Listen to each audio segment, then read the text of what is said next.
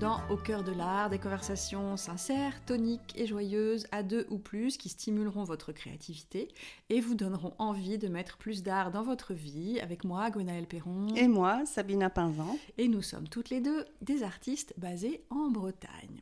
Alors, cette semaine, on a décidé de parler de l'atelier, de l'espace de création de l'artiste. Et l'atelier, c'est un lieu en fait un peu mystérieux parce qu'il y a une sorte d'alchimie qui s'y produit. C'est là que c'est le lieu de la création, c'est là qu'il se passe des choses, mais on ne sait pas bien quelles choses. Alors, on a beau avoir vu des représentations d'ateliers d'artistes célèbres comme celui de Picasso ou comme Courbet qui avait peint son atelier sur une immense toile d'ailleurs qui est à Orsay, je crois, au musée d'Orsay. Mmh. Voilà, on a des représentations, mais on ne sait pas vraiment ce qui se passe dans l'atelier, et donc on s'interroge, et nous, on a décidé d'aborder le sujet à la fois sous un angle pratique, c'est-à-dire comment créer son atelier, à quoi faire attention quand on dédie un espace dans sa maison pour son travail artistique, et puis en même temps s'interroger un peu sur la dimension, on va pas dire sacrée, mais la dimension de sanctuaire un peu de l'atelier, parce que voilà, c'est pas une pièce comme les autres, c'est pas un endroit comme les autres, alors quelquefois elle est dans la maison, quelquefois elle est ailleurs, et ça peut aller du placard à la friche industrielle, comme certains artistes américains, notamment comme Andy Warhol par exemple, avaient des ateliers immenses. Et aujourd'hui, les artistes qui sont reconnus, qui ont pignon sur rue, en général, ils ne sont pas tout seuls dans leur atelier, ils ont des assistants, ils ont plein de gens qui travaillent avec eux, ils ont énormément de place.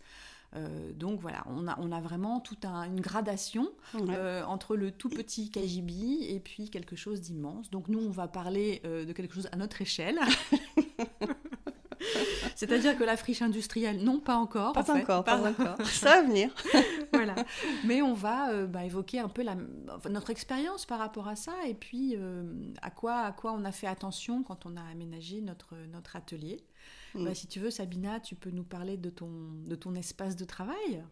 Oui, alors quand j'ai commencé, je vais parler plutôt de quand je suis venue m'installer en Bretagne, parce que c'est là où la peinture est devenue une pratique quotidienne pour moi. Donc quand j'ai commencé, j'ai décidé avec mon compagnon d'investir une des chambres d'amis qu'on avait. Mais comme je culpabilisais énormément de prendre cet espace pour moi, j'ai mis juste de côté le lit. Voilà, j'ai surposé les matelas, j'ai essayé de dégager un peu les meubles dans les coins, et puis j'ai posé ma table de dessin, et puis j'avais mon petit espace dans cette chambre. T'avais peur qu'on dise elle n'a pas d'amis en fait. Oui, non. Non, je me disais, en fait, si on a à nouveau la famille qui vient ou des amis, où est-ce qu'on va les mettre ? Donc j'étais un peu tiraillée, mais j'ai vite compris au bout de quelques semaines que c'était pas possible, cet arrangement n'était pas possible. C'est vraiment, j'ai compris qu'il était important pour moi d'avoir un espace qui était vraiment le mien. Pas quelque chose que je devais mettre de côté si on avait des invités. Pas une double fonction dans la pièce. Voilà, ouais. Parce qu'en plus, quand on crée, on passe par des phases où on fait beaucoup de bazar autour de nous. Voilà, c'est pas toujours bien rangé. Et là, moi, je m'obligeais à ranger à chaque fois que j'avais fini une séance. Je rangeais, je nettoyais. Du coup, ça devenait une corvée. Donc, autant je prenais du plaisir à créer, mais c'était toujours suivi par un petit moment de nettoyage, de rangement qui était pénible. Et là aussi, j'ai compris que c'était pas possible. C'est pas bien. En fait, l'espace, il faut qu'il soit un espace où je m'y sens bien et où je suis pas obligée de faire des choses. Où ton travail n'est pas interrompu. Voilà, c'est ça. Donc, en fait, cette chambre d'amis, on a finalement décidé de virer tout ce qu'il y avait dedans, et j'ai gardé que quelques meubles que maintenant j'utilise pour ranger mon matériel. Donc c'est pas une pièce très grande, elle fait à peu près 9 mètres carrés, donc c'est pas énorme, mais c'est suffisant pour l'instant. Évidemment, j'aimerais avoir quelque chose de plus grand. Je lisais hier un article sur les espaces, les ateliers des artistes, et je lis quelqu'un qui écrivait qu'au minimum il faudrait avoir 30 mètres carrés. Donc je suis bien loin de... Voilà.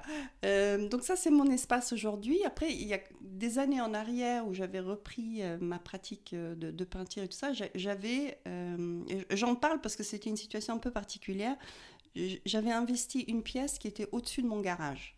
Donc, il n'y avait pas de point d'eau. Il fallait sortir de la maison, rentrer dans le garage, monter les escaliers et arriver dans cet atelier qui était assez bonne taille. Ça prenait toute la place du garage qui était un garage double, très lumineux. Et j'avais bien aménagé cet atelier. Mais du fait qu'il était complètement isolé, que j'avais pas d'eau, le chauffage n'était pas au top, il y avait beaucoup d'humidité. Au final, je ne l'ai pas utilisé tant que ça. Donc, je pense que le confort, au niveau de la température, l'humidité, la luminosité, sont des choses qui sont très importantes. Et je l'ai compris ça à ce moment-là. Aujourd'hui, j'ai de la chance d'avoir des grandes fenêtres, donc beaucoup de lumière. J'ai le soleil l'après-midi. Voilà, donc ça, c'est l'espace que j'ai. Et je n'ai jamais envisagé de peindre ou dessiner dans le salon ou dans la cuisine parce que à nouveau, pour moi, ce qui est vraiment important, c'est d'avoir un espace qui est le mien, où je peux fermer la porte et je n'ai pas d'interaction avec qui que ce soit, sauf mon chat, qui vient régulièrement me voir. Et toi, Alors moi, ici, en Bretagne, j'ai commencé dans une petite chambre, qui était vraiment toute petite. J'avais mis 2 bureaux, un pour écrire et l'ordinateur, et un pour dessiner et peindre. Je pouvais à peine me retourner dedans. Ouais. Quand mon fils aîné est parti, son lit n'était pas encore froid, que j'ai investi sa chambre, en mère indigne que je suis. Et là, parce que là, la chambre était plus grande, donc là, j'avais plus d'espace. Et puis, pour finir, on avait dans la maison un grenier, en fait, qui servait de salle de repassage, de salle de télé, de chambre d'amis. Il se trouve que les amis, on les voyait pas souvent, ou qu'ils préféraient avoir leur logement à eux. Que la télé, en fin de compte, on la regardait pas, et il y avait juste le repassage, mais enfin, on n'allait pas garder une grande pièce juste pour repasser 3 chemises. Non. Donc là, encore une fois, j'ai jeté mon dévolu sur le grenier. Alors, ça manquait de lumière, donc on a créé une verrière intérieure, et puis, du coup, je me suis installée là. Donc voilà, j'ai fait des sauts de puce dans la maison, comme ça, pour gagner de l'espace, en fait, sans demander l'avis de personne, et en m'appropriant l'espace d'une manière totalement égoïste. Et t'es arrivée aux 30 mètres carrés ou... Je dois être à 25 mètres carrés, quelque chose comme ça, bien. Mais il y a la pente du toit qui enlève quand même une partie de l'espace. Ouais, mais bon, pour le rangement, tu peux ranger. Oui, c'est ça, on peut s'en servir pour ranger. Et alors, j'ai aussi la chance d'avoir un atelier dans les Monts d'Arrée, et d'ailleurs, j'ai fait une vidéo sur YouTube où je montre un peu, parce que je l'ai réaménagé à mon goût. Oui, j'ai vu ça, ouais. Donc, au départ, c'était pour accueillir pour des stages, et en fait, ça s'est révélé petit. Et puis les stages compliqués à organiser, donc j'ai dû revoir un peu mon fonctionnement, et donc là j'ai récupéré l'atelier pour moi, donc là j'ai 25 mètres carrés je pense. Et donc là très récemment je l'ai réaménagé vraiment à mon goût, j'ai mis des tapis, j'ai apporté un fauteuil, j'ai mis des étagères, de quoi ranger et tout, et voilà, et je commence à le faire à mon goût. J'ai une petite mezzanine au-dessus, donc là il faut que je mette des garde-corps pour pas tomber quand même, ce serait dommage. Et puis là, en haut je pourrais faire un petit espace, soit pour ranger des choses, soit pour mettre un bureau, enfin voilà. Donc j'ai vraiment de la chance parce que j'ai quand même beaucoup de place, et c'est vrai que c'est important parce que quoi qu'on fasse, vu qu'on est tout le temps en train de créer, ça s'accumule en permanence, les feuilles, les toiles, les sketchbooks, le matériel, les choses que tu gardes qui pourraient éventuellement te servir un jour. Et donc voilà un peu mon expérience, donc je suis vraiment chanceuse, et voilà, il faut occuper les deux. Alors celui qui est dans la maison à Douarnenez, il est confortable parce qu'il est bien chauffé. Celui qui est dans les Monts d'Arrée, il est moins confortable parce que l'hiver, le petit poêle, bon, il chauffe, mais voilà, c'est pas évident. Donc bon, plutôt pour tout ce qui est, voilà, à partir de mars, disons, jusqu'à novembre, je peux m'en servir sans problème. Et puis, alors, là-bas, il est hors de la maison. Donc, voilà, effectivement, là, je ferme la porte, je suis tranquille. Ou j'ouvre la porte et j'entends les oiseaux, ce qui est aussi quand même sympa. Très, très agréable. Est-ce que tu aimes bien le fait qu'il soit pas dans la maison, ton atelier ? Oui, j'apprécie le fait qu'il soit pas dans la maison, en fait. Oui. Je trouve que c'est mieux. Les deux configurations se défendent, hein, mais je trouve que ça te permet plus de t'immerger dans le travail, en fait, sans te dire « Ah, ben, y a une lessive qui est terminée, je vais aller mettre le linge à sécher, tu vois, ou je vais aller piocher un truc dans le réfrigérateur parce que j'ai une petite faim, ou je ne sais quoi. Tu as moins cette tentation-là, comme tu n'es pas dans la maison. Elle n'est pas loin, elle est à côté, hein, mais symboliquement, c'est plus agréable, je trouve. Ouais. Alors moi, j'ai noté quelques éléments auxquels faire attention quand on aménage son atelier. Et comme tu l'as dit, je pense que le premier élément, c'est la lumière. C'est important d'être bien éclairé. Alors, soit par la lumière naturelle. Je sais que toi, tu aimes bien travailler vraiment avec la lumière naturelle, essentiellement. Moi, j'ai besoin de lampes quand même pour compléter. Et c'est vrai que pour peindre, il faut des lampes, il faut des ampoules qui sont les plus proches possibles, ou des LED, de la lumière naturelle, en fait. Donc, il faut une lumière blanche qui n'a pas d'influence sur la couleur, qui permet de faire ces mélanges de couleurs sans être perturbé par une lumière jaune qui viendrait changer les teintes, en fait. Donc ça, je crois que c'est le premier élément. Donc là, il y a plusieurs solutions qui existent. Hein. C'est vrai qu'on peut mettre des lampes de bureau, on peut mettre des plafonniers, on peut mettre plein de choses. Toi, t'as quoi comme lumière blanche que tu mets dans ton atelier ? Eh ben, écoute, j'ai deux lampes, en fait, avec des ampoules assez fortes et qui éclairent bien et qui permettent justement de reproduire la lumière naturelle. Donc ça se trouve, facilement, hein. On trouve même des LED qui sont... C'est pas donné, hein, certaines... Non, c'est pas donné. Il y en a certaines qui sont un peu chères, mais bon, c'est vraiment indispensable parce que sinon, les couleurs sont fausses, quoi. Et ça, tu peux pas travailler comme ça. Non. Donc ça, ou alors une bonne fenêtre, des Velux, quelque chose qui vraiment te donne de la lumière le plus longtemps possible et si possible lumière du nord plutôt que lumière du sud, parce que là c'est pareil, dès qu'il y a du soleil, ça chauffe, ça fait sécher les peintures plus vite, ça change un peu les couleurs aussi. Alors pour la peinture à l'huile, c'est une bonne chose. Oui,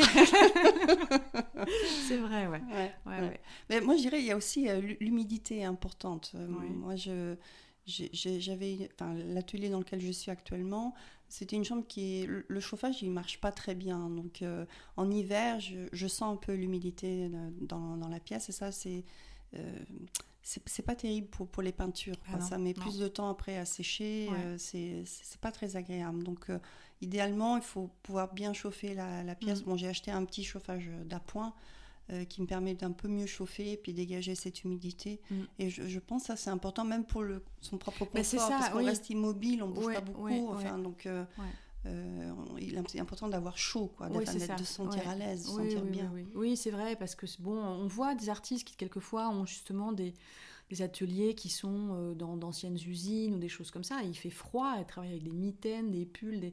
C'est vrai que ce n'est pas très confortable. Je ne pense pas qu'on puisse travailler très longtemps.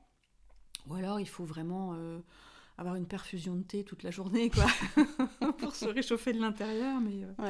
Mais c'est vrai que c'est bien d'avoir un peu de confort quand même. Alors après, au niveau équipement, moi, je dirais qu'il faut soit des chevalets. Toi, tu travailles avec un chevalet. Oui. Ou alors une table de travail. Moi, je sais que je l'ai faite moi-même, la table de travail, suffisamment haute pour pouvoir travailler debout. Après, je peux mettre un siège aussi avec une hauteur réglable si je veux travailler assise. Mais les tables normales, de hauteur normale, c'est pas... Si on veut travailler debout, c'est pas bien parce qu'on se casse le dos quand même. Oui, moi, je crois que j'avais mentionné, mais je suis pas sûre. J'ai acheté une table réglable et ça, je trouve très bien.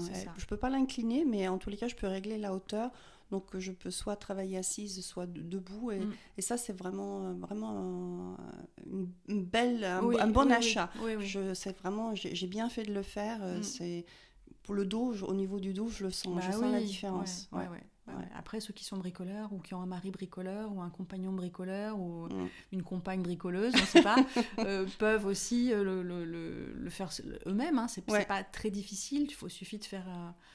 des montants avec des pieds et puis mettre un plateau dessus, quoi. C'est pas très compliqué. Et ce qui permet de le faire vraiment à la taille qu'on désire, de le mettre éventuellement sur des roues aussi pour pouvoir le déplacer. Donc ça, c'est des possibilités. Après, il faut beaucoup de rangement. Oui. Alors ça, on n'en a jamais assez parce qu'on accumule tellement de choses que voilà, il faut de quoi ranger le matériel, il faut pouvoir avoir des rangements verticaux pour les toiles, des rangements horizontaux pour tout ce qui est papier. Donc c'est déjà rien que ça, hein. Moi je vois en quelques années tout ce que j'ai accumulé, mais c'est de la folie, quoi. Moi, je manque cruellement de place. Pour le rangement, Pour quoi. le rangement, Ouais, ouais. Je peux pas, en 9 mètres carrés, c'est pas possible, quoi. Ouais. J'ai 2 tables de dessin, j'ai des meubles à tiroirs dans lesquels je mets mes fournitures, mais au-delà de ça, mes peintures, si je ne suis pas en train de les exposer, je suis obligée de les emballer et les ranger dans des sacs, et puis je les mets dans une autre pièce. Voilà, j'ai pas la condition idéale pour ça. C'est vrai que la place, c'est vraiment un problème, quoi. Ouais. L'espace pour pouvoir... Et le rangement. Ouais. Et donc, ça, c'est vraiment important. Après, je pense qu'il faut avoir un espace, donc un espace de création, bien évidemment, un espace pour son ordinateur aussi, éventuellement, Oui. parce que on en a quand même besoin pour tout un tas de choses, hein, c'est vrai, pour chercher des infos, pour retoucher ses photos, pour éventuellement s'occuper de son site, des réseaux sociaux, tout ça. Bon, alors on pourrait très bien avoir l'ordinateur dans une autre pièce, mais c'est pratique quand même de l'avoir juste à côté aussi. Oui, oui, oui.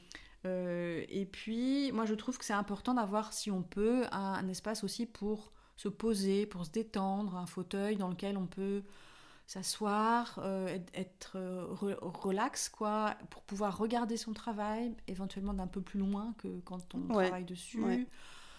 Voilà, si on a envie de feuilleter un livre inspirant, si on a envie de juste faire une pause, boire quelque chose, un café, un thé, et puis voilà, c'est important. Et c'est important de pouvoir rester aussi dans l'atelier pour faire ça, parce que ça va être un temps de cogitation. Oui.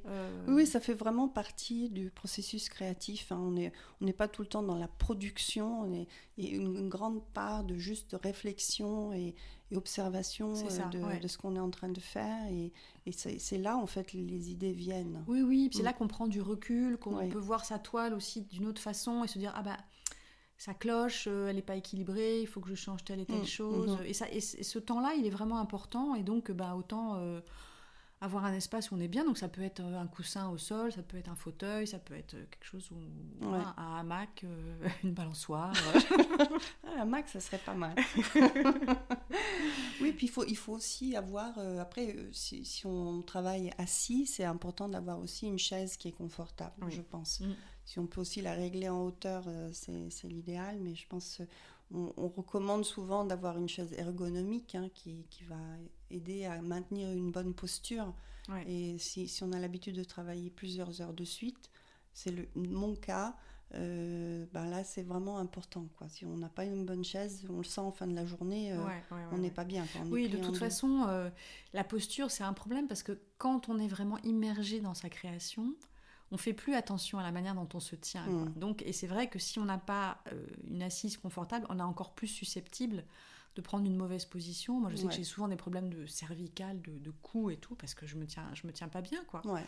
Et donc après, la solution, c'est de mettre une cloche bouddhiste, tu sais, qui sonne tous les quarts d'heure et qui te rappelle d'être en conscience et dans ton corps et de faire attention. Parce que c'est vrai que moi, je sais que j'ai vite fait de voûter les épaules, de me voûter, quoi. Oui, moi je fais pareil. Et c'est pas bon. Après, je suis obligée de faire des séances de yoga. de stretching, et tout ça. Après, c'est bien, hein, mais... Ouais. Et donc, après, est-ce que tu as d'autres éléments que tu... Alors, pour moi, il y a une chose qui est importante, qui rejoint un peu cette histoire d'avoir un fauteuil sur lequel on peut s'asseoir. C'est aussi d'avoir un endroit où on peut poser plusieurs œuvres. Qu'on peut regarder. Moi, je sais que des fois, j'aime bien ressortir des anciennes peintures que j'avais faites et de pouvoir les regarder pour m'inspirer sur le travail que je suis en train de faire actuellement. Donc, ça change constamment. Donc, j'ai installé une étagère sur le mur sur lequel je peux poser à peu près 5 ou 6 tableaux. Pas très grands, mais enfin, voilà, 5 ou 6 tableaux. Et j'aime bien les avoir là. Ça me rappelle tout le temps, enfin, ça me donne des idées, je peux m'en inspirer. Et puis après, j'ai aussi des tableaux que j'ai carrément mis sur le mur avec un clou, et c'est mes premiers tableaux, les tout premiers tableaux que j'ai faits quand je suis arrivée en Bretagne. D'accord. Je les ai là et je suis très attachée à ces peintures parce que quand j'ai commencé, il y avait cet enthousiasme, cette folie, voilà, c'était vraiment chouette. Je pouvais enfin être peintre, enfin artiste à plein temps, mais aussi ça me permet de voir l'évolution. Voilà, quand je les regarde, je me dis, c'est comme regarder un peu une peinture d'enfant, je me dis Avant, je peignais comme ça. Maintenant, j'ai quand même fait des progrès où je suis allée en train d'aller dans une autre direction. Donc, c'est garder un œil bienveillant sur qui on était, ce qu'on a fait. Et puis, ça nous permet aussi de voir, même dans les moments où on est peut-être un peu découragé, de se dire, quand même, aujourd'hui, ce que je fais est quand même beaucoup mieux que ce que je faisais avant. Et j'aime bien avoir ce rappel-là. Donc, je pense que c'est important d'avoir dans son espace un endroit où on peut poser des anciennes, d'autres tableaux qu'on a fait. Ouais, moi j'ai aussi une espèce de longue étagère comme ça, plus des vis au mur, et où je peux accrocher, voilà, pour voir justement de près, de loin, les voir ensemble, les tourner. Et c'est vraiment important de pouvoir avoir ce regard distancié là, et global aussi. Parce que c'est vrai que des fois on travaille, il y a une cohérence dans ce qu'on fait, donc ça peut être bien aussi de vérifier ça, quoi. Oui, tout ça c'est vraiment important. Et puis alors, on en a parlé un peu, c'est le confort, hein, c'est important, voilà, d'avoir quand même un espace qui est confortable, qui est suffisamment chaud, dans lequel on se sent bien, qui a suffisamment de lumière, tout ça, ça participe au confort. Et je pense que il faut faire attention aussi au chaos qui s'installe inévitablement, et non pas ranger tous les jours comme toi tu étais obligé de le faire pendant un moment, mais se donner quand même de temps en temps un moment pour faire un tri, pour ranger, pour évacuer ce dont on ne se sert pas, tu vois, des vieux tubes de peinture, des trucs qu'on accumule. On garde des cartons, des papiers, des bidules, des machins, et on n'a pas toujours besoin de tout garder. C'est un peu ce qu'on fait avec la maison, avec notre habitation aussi. De temps en temps, voilà, ça nous prend. Hein, on se dit, ok, allez, je vais changer un peu de place aux meubles, je vais réorganiser mes tableaux, je vais faire du grand ménage. Et on sent le besoin de le faire. Et dans l'atelier, c'est pareil, ça nous prend comme ça. Et ils disent, j'ai entendu dire aussi que c'est bien d'essayer de réaménager son atelier différemment, de bouger les meubles. Voilà, c'est comme si on se retrouvait dans un nouvel espace. Ça nous permet de sortir d'une routine, on a l'impression de pouvoir démarrer sur quelque chose de nouveau. Donc ça, c'est aussi une option si on a l'impression qu'on patine un peu dans le travail qu'on est en train de faire. Moi, je me retourne régulièrement sur mon atelier, je me dis, bon, là, il va falloir faire quelque chose. Pareil. Parce que j'ai beau avoir acheté des étagères, des tas de trucs, ça s'entasse. Il y a plein de trucs. Et puis c'est vrai que j'ai mis par exemple un bureau supplémentaire en me disant ça sera pour tout ce qui est dessin et choses comme ça, et en fin de compte je m'en sers pas. Donc je me dis non, je vais le donner, ou je vais le vendre, ou je vais m'en débarrasser, et puis je vais mettre peut-être quelque chose qui sera plus adapté par exemple pour faire des vidéos. Parce que ça j'en ai vraiment besoin. Donc voilà, ça va, il va y avoir un peu de changement. Je pense que tu touches un point important, il faut bien regarder quelles sont les techniques qu'on utilise, et puis dédier un espace dans l'atelier pour chaque technique qu'on utilise. Et celles qu'on n'utilise pas, en fait, les enlever, les virer complètement. Et moi, je travaille avec l'acrylique et la peinture à l'huile, donc j'ai vraiment des paniers séparés, des tables séparées, j'ai pas les mêmes pinceaux. Je garde les deux univers, ils sont l'un à côté de l'autre, mais ils se mélangent pas. D'accord. Et je pense que ça, c'est important. Et il faudrait aussi, dans l'idéal, quand on va dans l'atelier et on ressent ce besoin de commencer à travailler, de pouvoir commencer tout de suite. Donc, si à chaque fois on passe du temps à trier, à chercher les pinceaux, chercher les tubes, chercher les supports, voilà, ça va freiner un peu cet élan. Donc je pense que c'est important, en fait, en tous les cas, à la fin d'une séance, de se dire, ok, est-ce que en fait tout est organisé pour que la prochaine fois quand je reviens, quand j'ai envie de faire, je sais où est le papier, où sont les toiles, où est mon matériel. Je pense que ça c'est très important. Il n'y a rien de pire que d'être freiné par le ménage. Ou alors parce que tu ne trouves pas ce que tu voudrais, ce dont tu as besoin, en fait. Donc c'est vrai que moi, quand je termine une session de peinture, souvent je fais un rangement un peu superficiel, c'est-à-dire que je range les peintures, je m'assure que j'ai bien nettoyé tous mes pinceaux, je range le papier, je range tout ce que j'ai sorti pour que la fois suivante, l'espace soit dégagé et que je puisse m'y mettre tout de suite. Et c'est vrai que moi, je travaille pas très bien quand c'est vraiment trop le bazar. Tu vois, je pourrais pas travailler sur un bureau qui est très encombré, alors quelquefois il le devient, enfin une table de travail qui est très encombrée. Des fois, elle le devient parce que quand je suis en train de faire des trucs avec ma Jelly Plate ou de faire des vidéos, des machins, ça s'entasse. Mais à la fin, je vais ranger et je vais remettre un peu d'ordre pour que la fois suivante, ce soit plus agréable pour moi, en fait. Donc, il y a deux formes de rangement. Il y a un rangement superficiel à la fin de chaque session, voilà, où tu peux, si tu as envie. Après, il y a des gens qui préfèrent tout laisser en l'état et puis retrouver ça le lendemain. Et puis après, il y a un gros rangement de saisonnier, on va dire, ou avant de partir en vacances, ou en revenant de vacances, ça dépend. Où là, tu vas peut-être avoir envie de mettre un peu d'air, de dégager des choses, de refaire de l'espace, de bien nettoyer, quoi. Donc, ça, c'est vraiment... ça, je crois que c'est vraiment quelque chose à prendre en compte parce que... Quand ça devient trop encombré, ben c'est un peu comme dans ta tête, quoi. Quand ta tête est trop encombrée avec plein d'idées, tu vois plus clair, quoi. Et là, il faut recréer de l'espace, il faut recréer laisser rentrer pour que d'autres choses puissent rentrer, en fait. Ouais. Et je rajouterais peut-être un autre élément qui peut être important selon comment on travaille, c'est la protection du sol et des murs. Oui, bien sûr. Moi, quand j'ai aménagé dans mon atelier, c'est un vieux plancher, il avait déjà quelques taches, quelques rayures, et on a fait le choix quand on a acheté la maison de pas changer le plancher. Et quand j'ai aménagé mon atelier, je me suis dit, est-ce que je vais protéger ce sol ou pas ? Et j'ai fait le choix de ne pas le faire. Je me suis dit, bon, bah tant pis, hein, j'essaierai de faire attention. Alors, heureusement, je n'ai pas abîmé plus que ce qu'il est, comme il était avant.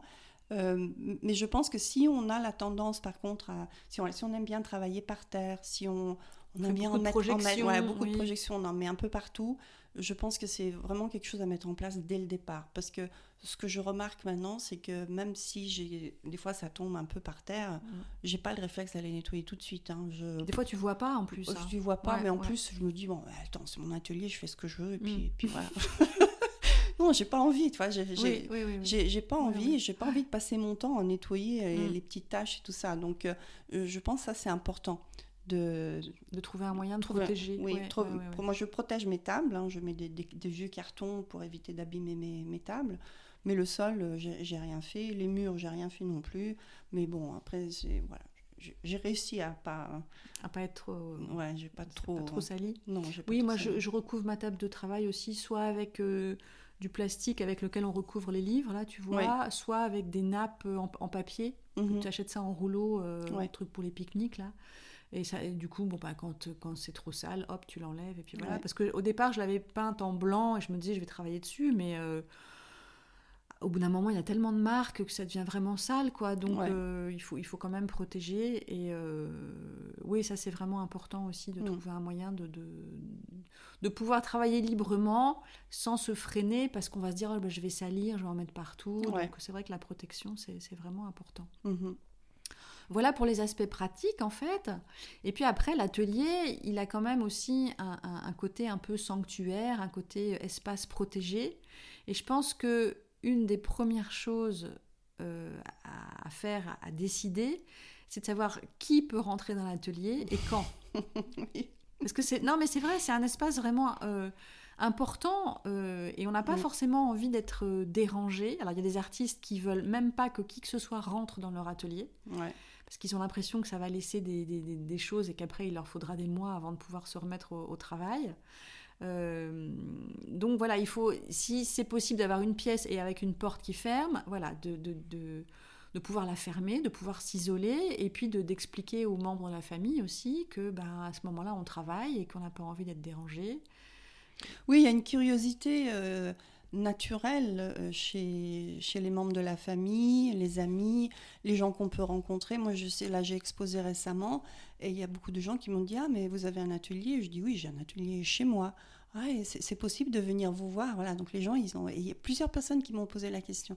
Donc les gens, ils ont envie de voir, où est-ce que la personne Oui, c'est intriguant, oui, c'est ça. Mais c'est vrai que c'est notre espace à nous, et il faut se préparer à cette question et se dire, est-ce que je vais répondre oui ou non? Et si je dis non, peut-être il faut le faire de manière diplomatique. mais moi, je sais que ça me gêne un peu qu'on vienne dans l'atelier. Bon, bah, évidemment, ma mère ou mon compagnon, ou voilà, la famille très proche, c'est pas un problème. Mon chat, il vient quoi que je fasse. Et voilà. Mais sinon, des personnes étrangères, des gens que je connais pas forcément, j'aurais pas trop envie de montrer mon atelier. C'est vraiment mon espace. Et puis, mon signal, c'est quand je ferme la porte, faut pas venir m'interrompre, quoi. Oui, voilà, c'est ça. Oui, moi, c'est pareil. Quand la porte est fermée, normalement, on me laisse tranquille. Oui, j'aime bien être tranquille dans mon atelier aussi. J'aime pas trop... Je sais qu'il y a des amis qui des fois viennent voir, sont curieux. Bon, les amis, ça va. Les gens qui me demandent, est-ce que je peux venir visiter votre atelier? Ben, je dis non, c'est dans la maison, donc non. La réponse, c'est ça, en fait. C'est mon domicile, donc non. Ouais. Après, l'atelier des Monts d'Arrée, pour le moment, j'ai pas eu de personne qui voulait le visiter parce que voilà, je me suis mise un peu hors circuit par rapport aux expos et tout ça. Mais c'est vrai que j'y ai accueilli des stagiaires pendant quand même quelques années. Mais c'était pas mon espace. C'était un espace que j'avais laissé neutre. Justement, voilà, pour pas influencer les gens qui venaient y travailler et parce que je me sentais pas de l'habiter en fait. Les deux pouvaient pas cohabiter, c'est-à-dire où tu accueilles des gens, où tu fais ton travail, mais tu peux pas faire. C'est difficile de faire les deux, à moins d'avoir un hangar de 150 mètres carrés, où là tu peux peut-être faire des alcôves et ce que tu veux. Mais une salle d'attente. Ouais. Après, tu as des artistes qui rachètent d'anciennes boutiques, par exemple, donc au fond ça va être l'atelier, et puis sur l'avant ça va être un peu salle d'expo pour recevoir d'éventuels acheteurs, des gens qui sont curieux et tout, donc ça c'est super comme configuration, mais évidemment tout le monde ne peut pas se le permettre. Déjà il y a beaucoup de gens qui ont du mal à avoir ne serait-ce qu'une pièce chez eux pour travailler, donc là on est dans des sphères un peu différentes.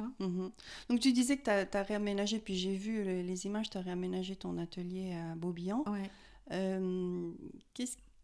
Comment tu te sens maintenant dedans et qu'est-ce qui fait que ça a changé, ou est-ce que ça a changé pour toi maintenant? Est-ce que tu le vis différemment quand tu vas dedans, et quels étaient les éléments que tu as apportés qui étaient nécessaires pour toi? Alors, ce que j'ai apporté comme élément, c'est 2 tapis en jute, là tu vois, des choses qui craignent pas trop, et puis parce que le sol était brut en fait, j'avais laissé le sol brut parce que comme ça je me disais s'il y a des taches c'est pas grave, des étagères pour pouvoir ranger, parce que jusqu'à maintenant c'était sur des trucs roulants et c'était pas très pratique. Enfin, si, c'était fait justement dans un but pratique, mais c'était pas très agréable pour moi en fait. Et puis j'ai mis un fauteuil, j'ai mis une petite guirlande lumineuse, voilà. Rien que ça, déjà, ça apporte beaucoup plus de chaleur, tu vois, d'avoir mis 2 grands tapis par terre. Déjà, ça t'isole du sol, donc là j'ai pu travailler par terre, mettre mes peintures par terre, faire ajouter quelques touches de peinture en étant accroupie sur les tapis. Et puis surtout, c'est mentalement, je me réapproprie la place. Je me dis, maintenant, c'est mon atelier à moi, quoi. C'est pas l'atelier où je reçois des stagiaires, c'est mon atelier. Donc, voilà, je me le réapproprie comme ça, mais ça se fait progressivement. Je l'ai réaménagé il y a une quinzaine de jours, donc tu vois, ça fait pas très très longtemps. Et puis donc là j'ai pu y travailler la semaine dernière toute une journée, j'ai allumé le feu, j'ai allumé le poêle, voilà, je me suis installée, je me suis dit voilà, et donc je me suis mis une table de travail un peu haute, plus une table basse sur laquelle je peux poser les peintures en attendant qu'elles sèchent par exemple, et puis j'ai des cimaises où je peux accrocher des toiles au mur si j'ai envie. Le désavantage, c'est l'humidité, comme tu le disais, là-bas, l'hiver. Et puis, Dieu sait qu'on a eu un hiver hyper humide. Donc, tout ce qui est papier et tout, ça supporte pas très bien. Mais bon, pour le moment, j'ai pas entreposé beaucoup de choses là-bas. Donc, ça m'a pas trop dérangé. Mais qu'est-ce qui fait que, pour toi, ça fait ton cocon, c'est ton espace? Quels sont les éléments, les choses clés qui sont vraiment importantes pour toi c'est le fait que je suis la seule à y aller maintenant, okay. Si tu veux, tu vois, j'attends pas que qui que ce soit vienne, quoi, en fait. Ouais. Et puis, c'est en cours d'élaboration, parce que je te dis, j'ai mis quelques éléments, mais voilà, je vais encore apporter d'autres choses. Et justement, c'est ce que je voulais dire par rapport au côté un peu sanctuaire de l'atelier, c'est que c'est important d'y mettre des meubles, des matériaux, des matières qui nous plaisent, tu vois. Là, j'ai choisi des tapis en toile de jute ou en coco, en je sais pas quoi. Parce que j'aime bien ça. J'aurais pu choisir autre chose, j'en sais rien, ou j'aurais pu peindre, par exemple, le béton au sol, j'aurais pu faire... Mais là, je voulais un peu d'épaisseur, je voulais quelque chose qui soit agréable, sur lequel je puisse marcher pieds nus aussi, tu vois. Ouais. Et puis c'est pareil, j'aime bien les guirlandes lumineuses, des choses comme ça, donc je pense que je vais en rajouter. C'est un espace où il y a du bois et de la pierre, qui sont quand même des matières que j'aime aussi, donc ça va, ça me plaît. La cheminée apporte un élément de chaleur et de confort, qui est, enfin pas la cheminée, le poêle, qui est important aussi. Mais non, mais c'est en cours d'élaboration, en fait. Et oui, c'est ça, c'est le fait d'être plus que toute seule à l'occuper et à l'investir. C'est le fait que je me sens chez moi là-bas aussi, tu vois, c'est ma maison, c'est mon atelier. D'ouvrir la porte sur le jardin, d'entendre les oiseaux, voilà, c'est tous ces éléments-là qui vont s'ajouter à tout ce qui va venir et qui vont faire que je me sens bien, quoi. Mais c'est tout frais, hein, donc j'ai pas encore énormément de recul. Pour ce qui me concerne, je te posais la question parce que j'ai vu aussi sur Internet, voilà, il y a certains artistes qui parlent de leur atelier et ils y mettent beaucoup d'énergie, de temps et pour l'aménager comme une pièce très agréable. Donc avec des jolis cadres au mur, des lumières spéciales, un fauteuil. Enfin, ils essayent aussi de faire en sorte qu'ils soient... Ils font un peu de homestaging. Voilà, oui, c'est ça. Voilà. Moi, je ne suis pas du tout comme ça. Ah oui. Pour moi, il y a deux critères qui sont essentiels et qui n'ont rien à voir avec le mobilier. C'est le silence. Moi, j'ai besoin d'avoir du silence et la lumière naturelle. Et je pense que voilà, avec ça, je suis bien. Et donc, dans mon atelier, moi, j'ai mis un vieux fauteuil en osier. Le truc, il est hyper moche. Enfin, Oui, mais c'est peut-être justement parce que tu le montres pas. Moi, si tu vois, je vais faire des vidéos et des choses comme ça. Donc, forcément, personne ne vient dedans, mais on va voir ce qui s'y passe. Oui. Donc, c'est vrai que c'est important aussi quand même que visuellement... ce soit agréable, mais je le fais pas pour les autres, je le fais vraiment pour moi, parce que j'ai vraiment envie d'avoir quelque chose qui me correspond, quoi, en fait. Donc je pense que je mettrais peut-être des plantes, des choses comme ça. Je pense que si j'avais une surface aussi grande, peut-être qu'aussi je prêterais plus d'attention. Là, faut juste que je m'occupe de l'aspect pratique, de pouvoir caser tout mon matériel. Et là, j'arrive... Il n'y a pas de place pour le superflu, là, j'aimerais pouvoir pousser les murs, mais c'est pas possible. Donc ouais, pour moi, ça, c'est tout ça, c'est du superflu. Mais effectivement, moi, quand j'avais les petites chambres dans lesquelles j'ai travaillé ici, c'était pareil. C'était aussi directement utile, en fin de compte. J'avais pas trop de... Alors si j'avais une étagère avec des livres, voilà, un grand cadre avec des photos de mes enfants, enfin voilà, mais si tu veux, ça allait pas beaucoup plus loin, quoi. Il y avait un côté qui devait être directement pratique, alors que maintenant, c'est vrai que je peux me permettre d'y mettre ce que j'aime, quoi, tu vois. Donc après, peut-être un plaid pour quand tu te mets dans ton fauteuil pour avoir chaud. J'ai une bouilloire, j'ai du thé, je peux me faire une boisson chaude si j'ai envie. Je me disais aussi, j'ai aussi acheté de quoi faire un tableau d'inspiration, tu vois, parce que pour avoir sous les yeux des choses que tu aimes, qui t'inspirent, qui vont faire germer d'autres idées. Donc ça, je vais le faire, mais il est pas encore installé, mais je vais le faire. Oui, j'ai vu, il y a de nombreux artistes qui mettent ça justement au mur. Ils vont accrocher, ils auront peut-être découpé des images dans une revue, ou ils ont trouvé des vieilles photos ou des magazines, quelque chose dans le journal, peu importe, ou alors un tissu simplement qui les a inspirés, ou quelque chose qu'ils ont trouvé dans la nature, un coquillage, peu importe. C'est ça, oui. Et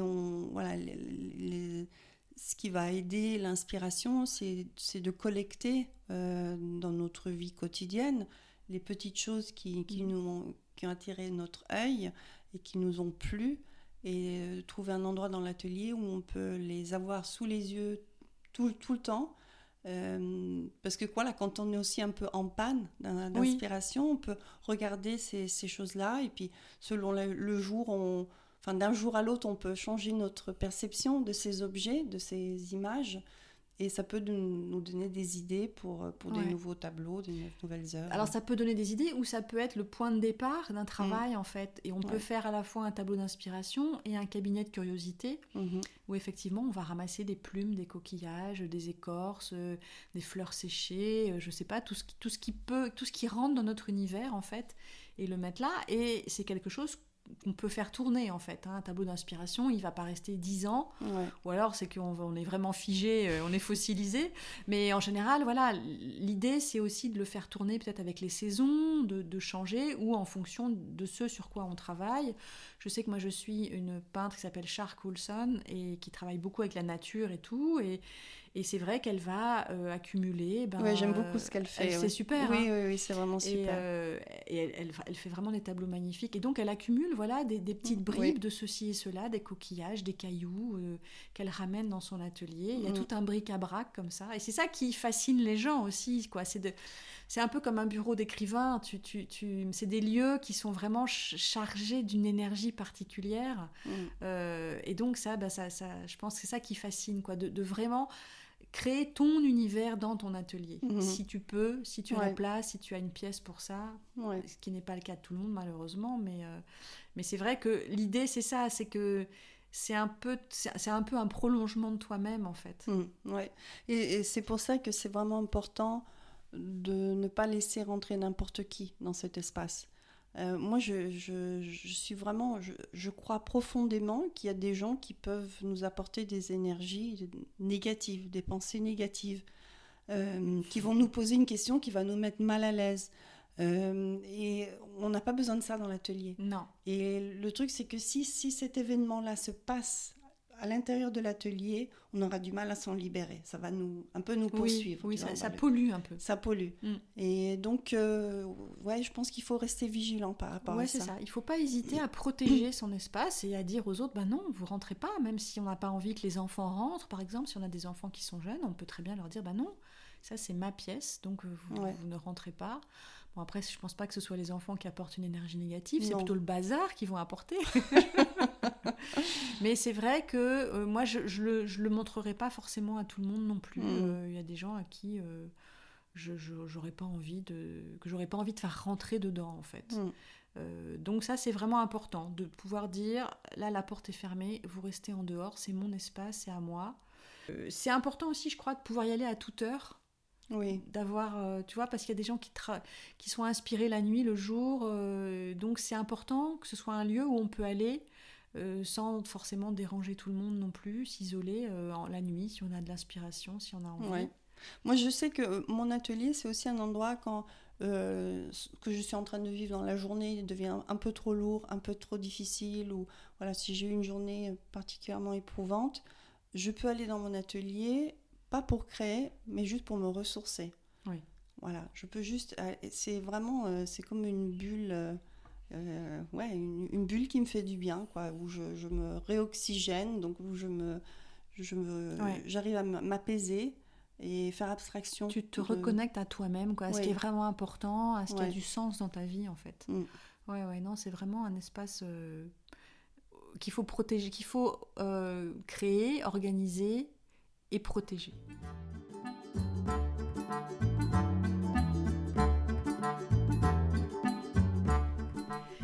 Alors Sabina, tu vas peut-être nous parler de tes expériences récentes d'exposition.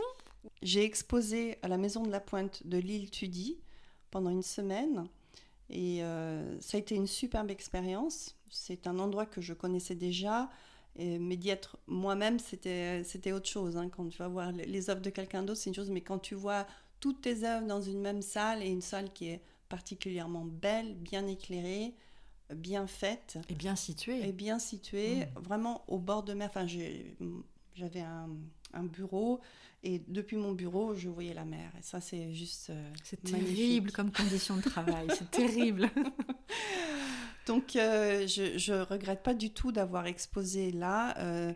J'ai eu, en une semaine, j'ai eu entre 450 et 500 personnes qui sont passées. C'est super. J'ai perdu le compte. Tu sais, j'ai cru que t'allais dire j'ai perdu le contrôle.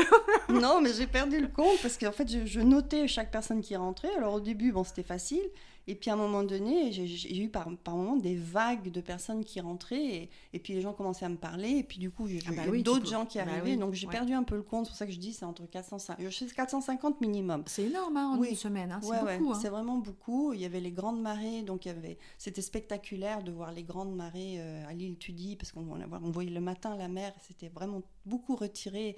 Et tout était dénudé. On voyait les rochers. Et puis le soir, l'eau remontait très très haut. Et presque au niveau de la route, donc c'était impressionnant. Ouais, c'était vraiment impressionnant, très beau. Heureusement qu'on n'a pas eu trop de vent, pas trop de pluie. Le soleil m'a accompagnée, donc ça c'était bien. C'était inédit, ça. Ouais.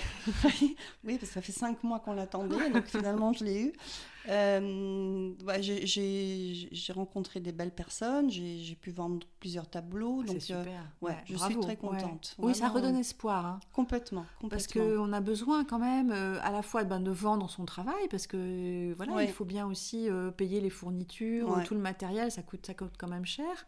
Ouais. Et puis d'avoir du renforcement positif, des gens qui viennent te dire qu'ils aiment ton travail, que ce que tu as fait leur plaît. C'est vraiment important et je pense...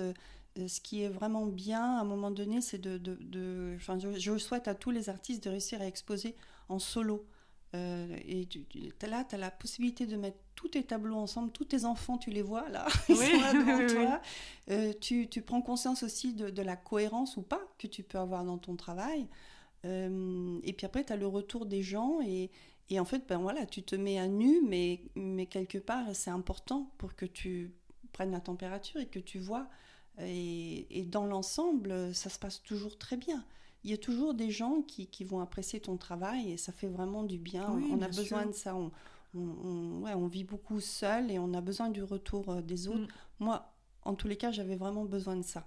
Ça fait du bien. Ça m'a fait du bien, ça m'a beaucoup motivée et du coup, là, je suis repartie à fond dans mon atelier, donc je suis très contente. Et en même temps que j'exposais à l'île Tudy, j'exposais également au Salon des Beaux-Arts de Lorient.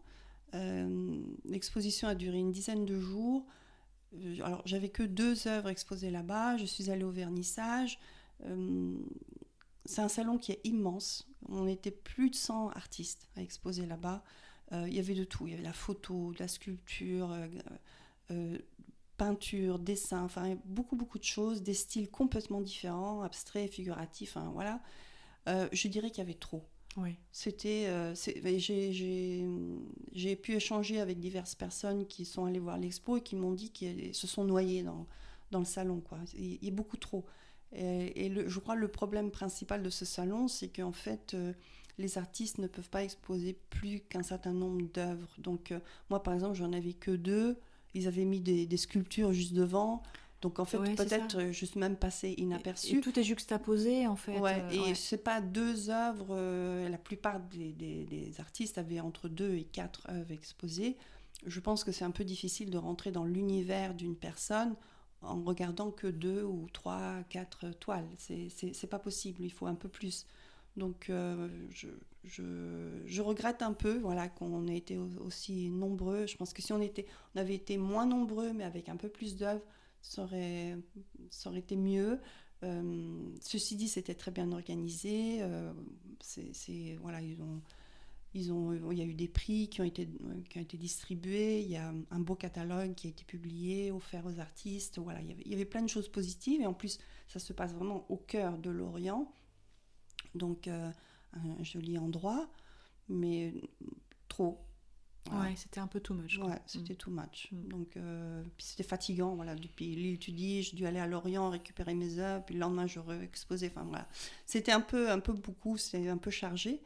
Mais 2 belles expériences, mais très différentes. Très opposées, en fin de compte. Oui, voilà. Et c'est vrai que exposer en solo, c'est vraiment super important parce que quand on expose que en collectif, dans des salons ou avec d'autres artistes, Et surtout là, dans les salons comme ça, là, on n'était pas obligé de faire des permanences. On sait pas si ça a plu, si... Oui, il n'y a aucun retour en fait. Zéro retour. Moi, les 2 œuvres que j'avais, c'est 2 œuvres que j'affectionne tout particulièrement. Et j'ai pas eu de retour, personne m'a appelé pour me dire j'ai vu vos œuvres. Je les prends. Mais j'ai fait quand même, j'ai fait l'aller-retour à Lorient. Je me suis dit si je les ai pas vendus à Lorient, je vais les exposer à l'Île Tudy. Bah oui, j'ai bien fait de le faire parce qu'effectivement une des œuvres est partie le lendemain. Donc voilà. Donc... Oui, sur un truc comme ça, je pense qu'il peut-être, par exemple, avoir un thème. Tu vois, sur lequel tous les artistes vont travailler, ça permettrait de créer une cohérence et puis peut-être mettre moitié moins d'artistes pour que chacun ait un peu plus la place de s'exprimer. Alors il y avait un thème, moi je suis pas trop fan des thèmes, il y en avait un mais on n'était pas obligé de le suivre. Je suis pas trop fan des thèmes parce que quand on travaille en série, on travaille pour exposer, on a nos sources d'inspiration, on sait ce qu'on a envie de peindre et puis lorsqu'on est obligé de dévier sur un thème qui n'est pas forcément notre premier choix, notre source d'inspiration à la base, du coup on se retrouve avec un ovni qui va pas forcément ou alors il ne faut pas participer au salon à ce moment-là, il faut participer si le thème te parle en fin de compte. Après on peut trouver des thèmes suffisamment larges pour que chacun mais c'est vrai que ça fait beaucoup d'artistes quand même. Beaucoup trop. Mais c'était chouette. Très contente de l'avoir fait. En tout cas, bravo pour l'Île Tudy, c'est super. Oui, merci. Et toi alors ?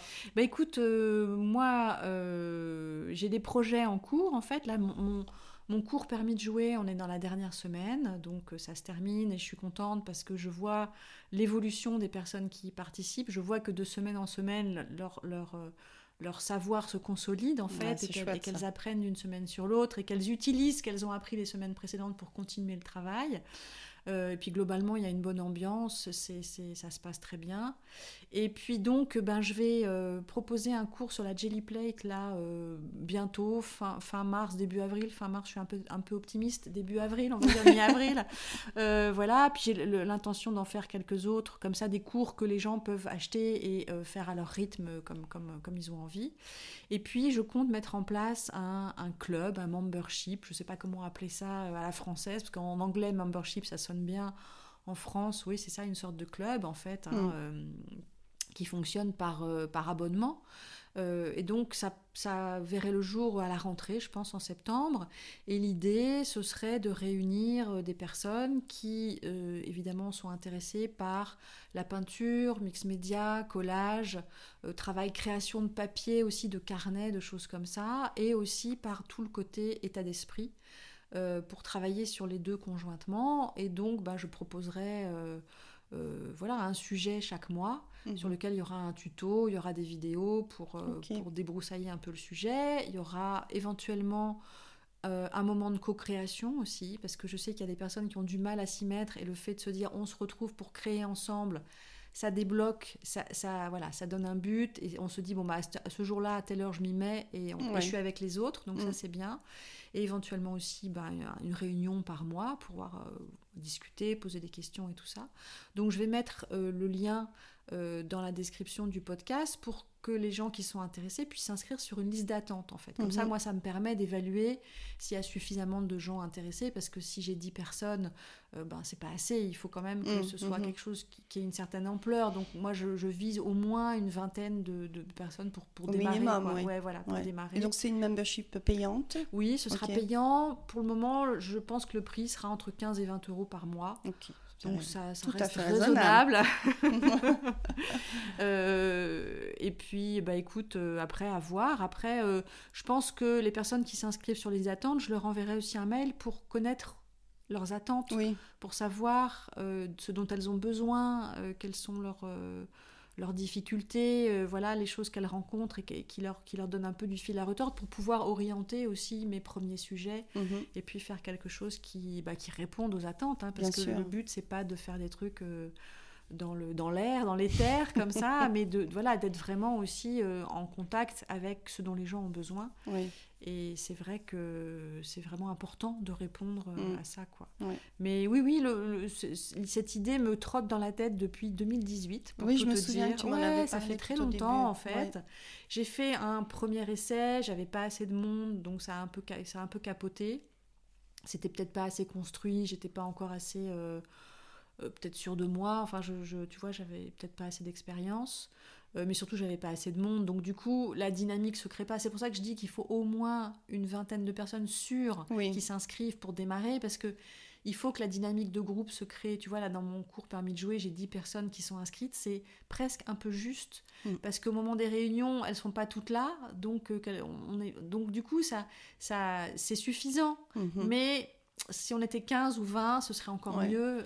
Si on veut vraiment que quelque chose se crée, qu'un entrain et qu'un dynamisme collectif se crée, il faut suffisamment de monde pour l'alimenter, en fait, tout simplement. Ouais. Moi, tous les cours en ligne que j'ai faits, c'est vrai que j'ai bénéficié autant de l'enseignement que les échanges avec les autres étudiants. C'est vraiment chouette quand tu sens que tu es sur le même parcours avec d'autres personnes qui sont peut-être à l'autre bout de la planète, mais en tous les cas, voilà, tu peux échanger, tu peux exprimer tes doutes, tu peux retrouver du soutien, de l'encouragement, tu peux en donner aussi. Je pense que c'est très important et c'est très motivant. Pour s'accrocher et rester, quoi.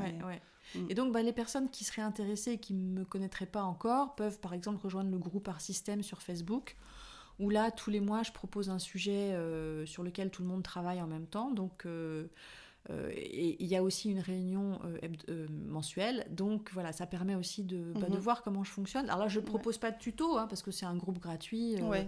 Mais il y a quand même cette réunion mensuelle à laquelle les gens tiennent et sont fidèles, en fait. Tout le monde ne vient pas parce qu'il y a plus de 100 personnes dans le groupe, mais il y a peut-être 15-20 personnes qui viennent régulièrement et qui travaillent activement, d'ailleurs.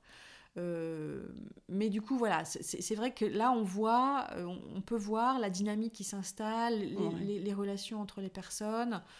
C'est vraiment intéressant parce qu'il y en a une qui connaît, par exemple, davantage l'aquarelle, donc elle peut donner des pistes pour celles qui ont envie de développer leurs compétences là-dessus. Quelquefois, quelqu'un a été voir une expo, partage des photos et dit c'est vraiment intéressant. Enfin, voilà, c'est important qu'il y ait un groupe suffisamment grand pour que ça fonctionne bien, quoi, en fait. Voilà, donc les projets qui sont un peu sur le feu, donc des cours à consommer, disons, en autonomie, et puis ce groupe-là qui, j'espère, pourra voir le jour à l'automne. Et voilà, écoute, comme ça, c'est déjà pas mal, ça représente déjà pas mal de boulot. Oui, donc Jelly Plate début avril, c'est ça ? Ouais, c'est ça, ouais. Si vous connaissez pas la Jelly Plate, il faut absolument vous inscrire. Et donc, je pense faire 2 cours là-dessus. Ouais, c'est super. C'est vraiment super fan. Donc là, c'est vrai, un cours sur les bases pour vraiment les gens qui veulent apprendre, prendre un premier contact. Et après, j'en ferai un deuxième sur comment on va utiliser tous les papiers qu'on crée, en fait, avec cette Jelly Plate, comment on peut les utiliser dans ces peintures pour créer des objets et tout.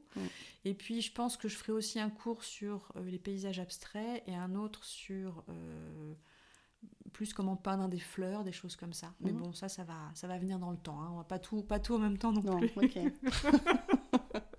C'est en prévision, disons. Voilà, c'est dans la boîte. Parfait. Ouais.